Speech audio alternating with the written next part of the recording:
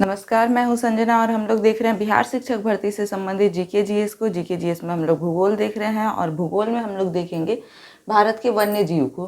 तो भारत में वन्य जीव के बारे में इस चैप्टर में हम लोग पढ़ने वाले हैं। तो आज के वीडियो में इसके बारे में डिस्कस करते हैं। देख रहे हैं भारत के वन्य जीव को। तो भारत में यहाँ की भौगोलिक स्थिति और पारिस्थितिकी को देखते हुए, यानी उसकी भिन्नताओं को देखते हुए भारत के वन्य जीव संरक्षण को 3 भागों में बांटा गया है। कितने भागों में? तो 3 भागों में बांटा गया है भारत के वन्य जीव संरक्षण को। पहला हो जाएगा जैवमंडल संरक्षण क्षेत्र, जिसको बायोस्फीयर रिजर्व कहा जाता है। दूसरा होगा राष्ट्रीय उद्यान, जिसे नेशनल पार्क कहा जाता है, राष्ट्रीय पार्क भी कहा जाएगा। और तीसरा हो जाएगा अभ्यारण्य, जिसे सेंचुरी भी कहा जाता है। तो इस प्रकार से 3 भागों में इसे बांटा गया है। अब हम लोग देखते हैं कि किसमें किस चीज़ों के बारे में, यानी कि किसमें क्या चीज़ रहते हैं उसको। तो जैवमंडल आरक्षित क्षेत्र बायोस्फीयर रिजर्व, इसमें संपूर्ण पारिस्थितिकी का संरक्षण किया जाता है। यानी जितने भी पारिस्थितिकी होते हैं, तो संपूर्ण पारिस्थितिकी का संरक्षण जो है वो जैवमंडल आरक्षित क्षेत्र या फिर बायोस्फीयर रिजर्व में किया जाता है। इसके आगे देखेंगे राष्ट्रीय उद्यान यानी नेशनल पार्क। इसमें विशेष प्रकार के शरण स्थली में रहने वाले सभी जीवों का संरक्षण किया जाता है। ठीक है, विशेष प्रकार के शरणस्थली में रहने वाले जीवों को, यानी कि ऐसे जीव जो विशेष प्रकार के स्थलों में रहते होंगे, वैसे जीवों का इसमें क्या किया जाता है? संरक्षण किया जाता है। यानी कि हैबिटेट ओरिएंटेड जीवों का इसमें संरक्षण किया जाता है। आगे देखते हैं अभ्यारण्य, जिसे सेंचुरी भी कहते हैं। तो इसमें एक प्रजाति या कुछ विशिष्ट प्रजातियों का संरक्षण किया जाता है। यानी कि सेंचुरी वो होता है जिसमें किसी एक प्रजाति को रखा जाए और उसका संरक्षण किया जाए, या फिर किसी विशिष्ट प्रजाति को रख करके और उसका संरक्षण किया जाए। जैसे कि हो सकता है कि कोई प्रजाति हो जो कि विलुप्त होने के कगार पर आ गई हो, या फिर कोई विशिष्ट प्रजाति हो, या फिर कोई एक प्रजाति हो, तो उसको इसमें क्या किया जाएगा? अभ्यारण्य में रखा जाएगा। तो इन तीनों को हम लोग समझ लिए, जैवमंडल आरक्षित क्षेत्र, राष्ट्रीय उद्यान और अभ्यारण्य। इन तीनों को समझ ले कि किसमें किन चीज़ों को रखा जाता है। हम लोग जैवमंडल आरक्षित क्षेत्र के बारे में, बायोस्फीयर रिजर्व के बारे में जानेंगे। तो भारत का पहला जैवमंडल आरक्षित क्षेत्र कौन सा? तो भारत का पहला जैवमंडल आरक्षित क्षेत्र नीलगिरी है। कौन सा है? नीलगिरी है। भारत का पहला जीवमंडल आरक्षित क्षेत्र जो है वो नीलगिरी है। भारत का पहला समुद्री जीव आरक्षित क्षेत्र जो है वो मन्नार की खाड़ी है। भारत का सबसे बड़ा जैवमंडल आरक्षित क्षेत्र कौन सा हो जाएगा? कच्छ, जो कि गुजरात में है। भारत का सबसे छोटा जैवमंडल आरक्षित क्षेत्र पन्ना, मध्य प्रदेश में है। वर्तमान में भारत में 18 जैवमंडल आरक्षित क्षेत्र हैं, जिनमें से 9 जो है उनको यूनेस्को के द्वारा विश्व नेटवर्क पर मान्यता दी गई है।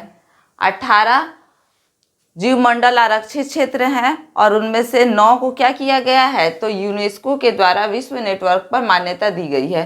तो फिर से एक बार देखते हैं। पहला जीवमंडल आरक्षित क्षेत्र नीलगिरी है। पहला समुद्री जीवमंडल आरक्षित क्षेत्र मन्नार की खाड़ी है। सबसे बड़ा जीवमंडल आरक्षित क्षेत्र जो है वो कौन सा हो जाएगा? कच्छ, गुजरात है। सबसे छोटा जैवमंडल आरक्षित क्षेत्र कौन सा हो जाएगा? पन्ना, मध्य प्रदेश है। भारत में भी वर्तमान में 18 जैवमंडल आरक्षित क्षेत्र हैं और उनमें से 9 को क्या किया गया है कि विश्व नेटवर्क पर मान्यता दी गई है। देखते हैं राष्ट्रीय उद्यान, नेशनल पार्क को हम लोग देखेंगे यहाँ पर। तो इसके बारे में एक एक चीज़ों को देखते हैं कि भारत का सबसे पहला क्या चीज़? भारत का सबसे पहला राष्ट्रीय उद्यान कौन सा है? तो जीन कार्पेट है। कौन सा? जीन कार्पेट, जो कि उत्तराखंड में स्थित है। भारत का पहला राष्ट्रीय उद्यान कौन है? तो जीन कार्पेट है, जो कि उत्तराखंड में स्थित है। इसके बाद प्रमुख राष्ट्रीय पार्क को देखते हैं। तो कच्छ का छोटा रन राष्ट्रीय पार्क है। ये जंगली गधे हैं। इसमें क्या है? जंगली गधा। गिर राष्ट्रीय पार्क, गिर राष्ट्रीय पार्क में एशियाई शेर हैं। रेगिस्तानी पार्क, रेगिस्तानी पार्क में ऊंट है जो कि राजस्थान में स्थित है। ढाचीगम जम्मू कश्मीर में स्थित है। यहाँ पर सफेद भालू और कश्मीरी महामृग स्थित हैं। और इसके बाद काजीरंगा राष्ट्रीय पार्क, काजीरंगा राष्ट्रीय पार्क में क्या है, तो एक सींग वाला गेंडा है जो कि असम में स्थित है। हम लोग क्या क्या पढ़े, कच्छ का छोटा रण, यहाँ पर क्या है, तो यहाँ जंगली गधा पाया जाएगा। गिर राष्ट्रीय पार्क, यहाँ पर क्या, एशियाई शेर पाए जाएंगे। रेगिस्तानी पार्क, यहाँ पर ऊंट पाए जाएंगे जो कि राजस्थान में है। ढाचीगम जो कि जम्मू कश्मीर में है, यहाँ पर क्या पाया जाएगा, तो सफ़ेद भालू और कश्मीरी महामृग पाए जाएंगे। काजीरंगा राष्ट्रीय पार्क, यहाँ पर एक सींग वाला गेंडा पाया जाएगा जो कि असम में स्थित है। उद्यान से संबंधित अन्य तथ्यों को देखते हैं यहाँ पर। तो साइलेंट वैली केरल में स्थित है। साइलेंट वैली कहाँ स्थित है, केरल में स्थित है।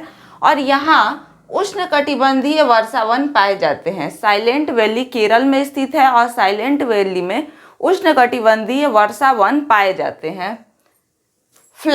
वैली ऑफ फ्लावर राष्ट्रीय उद्यान कहाँ है, उत्तराखंड में स्थित है। वैली ऑफ फ्लावर उत्तराखंड में स्थित है। मानस राष्ट्रीय उद्यान असम में स्थित है। मानस राष्ट्रीय उद्यान असम में। कंचनजंगा राष्ट्रीय पार्क सिक्किम में। हम लोग देखे हैं कंचनजंगा जो कि हिमालय की सबसे ऊंची चोटी है भारत में, वो कहाँ पर है, सिक्किम में। तो कंचनजंगा राष्ट्रीय पार्क कहाँ पर होगा, सिक्किम में होगा। पंचमढ़ी जीव संरक्षण क्षेत्र मध्य प्रदेश में, इसके पहले देख चुके हैं। कान्हा नेशनल पार्क, ये भी कहाँ पर हो जाएगा, मध्य प्रदेश में हो जाएगा। पंचमढ़ी जीव संरक्षण क्षेत्र भी मध्य प्रदेश में, और कान्हा नेशनल पार्क भी कहाँ होगा, मध्य प्रदेश में ही होगा। केबुल लामजाओ पार्क जो कि मणिपुर में है, लोकटक झील पर स्थित है ये, और तैरता हुआ पार्क है। केबुल लामजाओ पार्क किस पर है, तो लोकटक झील पर स्थित है, और ये एक तैरता हुआ पार्क है, और कहाँ पर है, तो मणिपुर में स्थित है। सिमलीपाल राष्ट्रीय पार्क, सिमलीपाल उड़ीसा में है, तो इसको ध्यान में रखेंगे। सिमलीपाल राष्ट्रीय पार्क जो है वो उड़ीसा में स्थित है। कुगटी पशु वन्य विहार कहाँ है, हिमाचल प्रदेश में है। देखते हैं पक्षियों के आश्रय स्थल को। तो यहाँ पर सलीम अली बर्ड सेंचुरी या फिर पक्षी अभ्यारण्य जो है ये कहाँ पर स्थित है, तो ये गोवा में स्थित है, और ये भारत का पहला पक्षी अभ्यारण्य है। तो भारत का पहला पक्षी अभ्यारण्य कौन सा है, सलीम अली पक्षी अभ्यारण्य है, और ये कहाँ पर है, गोवा में स्थित है। इसके आगे देखते हैं कि केवला देवी घाना ये कहाँ पर स्थित है, तो भरतपुर राजस्थान में स्थित है, और यहाँ पर साइबेरियाई क्रेन पाए जाते हैं। इसके आगे देखेंगे रंगा चिट्टू कर्नाटक, यहाँ पर मोर पाया जाता है। रंगा चिट्टू से समझ में आ रहा है कि ये साउथ इंडिया का ही लैंग्वेज है, तो यहाँ पर कर्नाटक उससे याद रख लेंगे, और रंगा चिट्टू से मोर बहुत रंग बिरंगे होते हैं, तो उससे रंगा चिट्टू मोर याद कर लेंगे। रंगा चिट्टू में क्या है, मोर पाए जाएंगे, और ये कर्नाटक में स्थित है। इसके आगे वेदाथांगल जो है ये तमिलनाडु में स्थित है। वेदाथांगल तमिलनाडु में। आगे देखते हैं यहाँ पर प्रमुख परियोजना, यानी कि कौन सी परियोजना कब आई थी उसके बारे में देखेंगे यहाँ। तो गिर शेर परियोजना, गिर शेर परियोजना 1972 में आई थी। बाघ परियोजना 1973 में, ठीक 1 साल के बाद। पहले शेर परियोजना 1972 में, और 73 में बाघ परियोजना। उसके बाद देखेंगे कि गेंडों का संरक्षण, ये परियोजना कब आया था, तो 1987 में आया था। और हाथी परियोजना 1992 में आया था। हाथी परियोजना 1952 में। तो शेर परियोजना 72, बाघ परियोजना 73, गेंडों का संरक्षण 87 में, और हाथी परियोजना 92 में। और ये सब क्या है, 1900 में है, यानी कि 1972, 1973, 1987 और 1992। प्रमुख टाइगर रिजर्व को देखेंगे यहाँ पर। तो यहाँ पर देखते हैं कार्बेट राष्ट्रीय उद्यान कहाँ पर है, उत्तराखंड में है। ये सब टाइगर रिजर्व है। तो कार्बेट राष्ट्रीय उद्यान उत्तराखंड में है। मानस टाइगर रिजर्व असम में है। मानस टाइगर रिजर्व असम में। सरिस्का राष्ट्रीय उद्यान राजस्थान में है।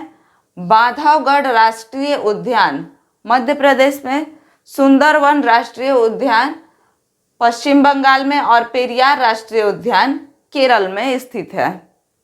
भारत के वन्य जीव से संबंधित विविध तथ्यों को देखेंगे तो यहाँ पर देखते हैं कि क्षेत्रफल की दृष्टि से सबसे अधिक वन आच्छादित राज्य जो है वो मध्य प्रदेश है। यानी क्षेत्रफल की दृष्टि से देखा जाए तो सबसे ज़्यादा वन जो है वो मध्य प्रदेश में पाया जाता है। गंगा डेल्टा के मैदान को मैंग्रोव वन कहा जाता है। ठीक है, क्या कहा जाता है? गंगा डेल्टा के मैंग्रोव वन को सुंदर वन कहा जाता है। यानी कि गंगा का जो डेल्टा बनता है और वहाँ पर जो मैंग्रोव वन है उसको सुंदर वन कहा जाता है। और मैंग्रोव वन जो है वो एक दलदली क्षेत्र है। कैसा क्षेत्र है? तो दलदली क्षेत्र है। यहाँ पर देखा जाएगा तो ग्लोबल वार्मिंग के कारण समुद्री जल के स्तर में वृद्धि होगी। जैसे कि जब ग्लेशियर पिघलेगा तो समुद्री जल में वृद्धि होगी ग्लोबल वार्मिंग के कारण, जिससे मैंग्रोव वन जो है इसके डूबने का खतरा बना हुआ है। आगे देखते हैं कि सुंदर वन वैश्विक विरासत की सूची में यूनेस्को द्वारा रखा गया है। इसी सुंदर वन को यूनेस्को के द्वारा वैश्विक विरासत की सूची में रखा गया है। आगे देखते हैं, मन्नार की खाड़ी में समुद्री गायों का संरक्षण किया जाता है। तो समुद्री गायों का संरक्षण कहाँ किया जाता है? तो मन्नार की खाड़ी में किया जाता है। इसके आगे देखते हैं कि मध्य प्रदेश के शिवपुरी राष्ट्रीय पार्क में तेंदुआ तथा चीता का संरक्षण किया जाता है। तेंदुआ तथा चीता का संरक्षण मध्य प्रदेश के शिवपुरी राष्ट्रीय पार्क में किया जाता है।